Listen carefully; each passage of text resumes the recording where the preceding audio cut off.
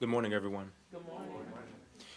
As a recently graduated senior from Orr High School, on Chicago's west side, I saw a lot that needed to be changed in my school, a lot that needed to be changed immediately.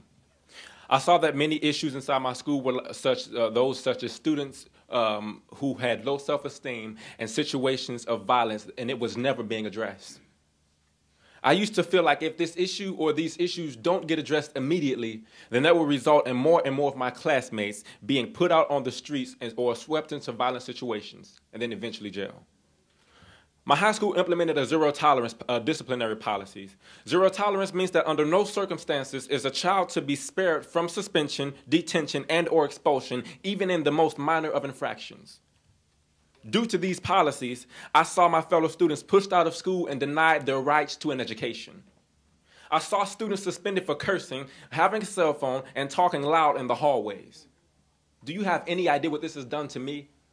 Just to walk through the hallways and be afraid to speak your voice because you're afraid to get put out of the schools. It's insanity. This approach to immediately suspend or expel any and all students for the most minor of offenses does not provide a teachable moment. Instead, it perpetuates a sense of guilt and alienation, and furthermore, holding back or kicking young people out and denying them an education perpetuates the criminalization of youth. Zero tolerance leaves no room for prevention and the lasting resolution of conflict among the students and the schools. Approaches like restorative justice do address the conflict by providing students the opportunity to learn how to repair the harm that they've caused and strengthen the school's community. At Blocks Together, we are working to win a functioning peer jury and peer resolution, a space and resources for peace circles and conversations for conflict resolution, and no more unnecessary suspensions and push-out of dozens of students. With zero-tolerance policies, schools like Orr in Chicago move away from helping the students to simply getting rid of them and ignoring the problems. They've kicked them to the curb with no direction. To me, this is oppressive and no longer remains an educational issue, but a civil and human rights issue that requires lawful reform.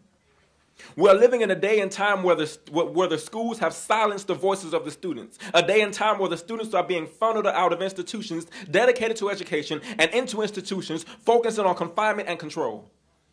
Its lack of resources to help the students with social-emotional issues, which suspensions certainly don't help with that, is creating an unequal system. As a member of the Blocks Together Youth Council, an organization where I sit as a youth organizer, we have been fighting the zero-tolerance policy for years and will remain in battle for years to come. We are working to replace zero-tolerance discipline with restorative justice in Chicago's school in order to truly meet the needs of the Chicago students. Our organization wishes to work with other organizations across the country, to change policies and support the young people. To that end, we are proud to be here today as a part of Dignity in Schools campaign, National Week of Action, and we support the students, parents, educators, and advocates who are pushing back against pushouts. Thank you. I'm Jamila Bay, Voice of Russia Radio. I wish to direct my question to you two, parent and student here. And you provided me the perfect segue. School culture, but when students see their friends being denied an education, they themselves are being disproportionately punished for infractions, and that then in turn affects the parent and the relationship that you see when you cannot simply go to your administrators and say, look, I vouch for my kid, it didn't happen. What kinds of things can students who are in the situation and the parents start to be thinking about to help work within the framework to, number one, not have such harsh punishments, but also help us reporters know to take a look at something that may be happening, particularly something? Well, while I was in my school, Orr High School in on Chicago's west side, and the school was turned around, we have a new principal currently residing in Orr, and when she came in, her immediate thing was to suspend students for minor infractions because her excuse was she wanted to get a more respectful environment. And my opinion was that in order to get this respectful environment, she had to oppress the students. So what she did was she she would suspend the students left and right. She would suspend them for minor infractions for reasons that, you know, you can get a slap on the wrist for. And so I'm walking through the halls of my school, and I'm wondering where all my friends are going. And then it's like, after being suspended, they come to me after their suspension or their term is up, after their suspension is over.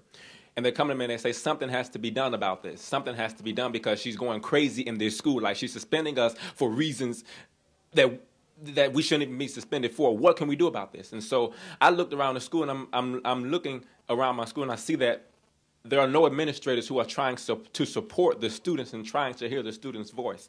So I realized that I worked with an organization known as Blacks Together, and they work to implement restorative justice practices in the school so they can stop the immediate suspensions, immediate detentions, immediate expulsions against the students. So I say that the students have to go to other students so they can go to resources outside of the school that are not helping them on the inside of the school so they can address this issue, because the administrators are ignoring their voices and oppressing them and forcing them to remain quiet and not speak against the rules that they don't think are just.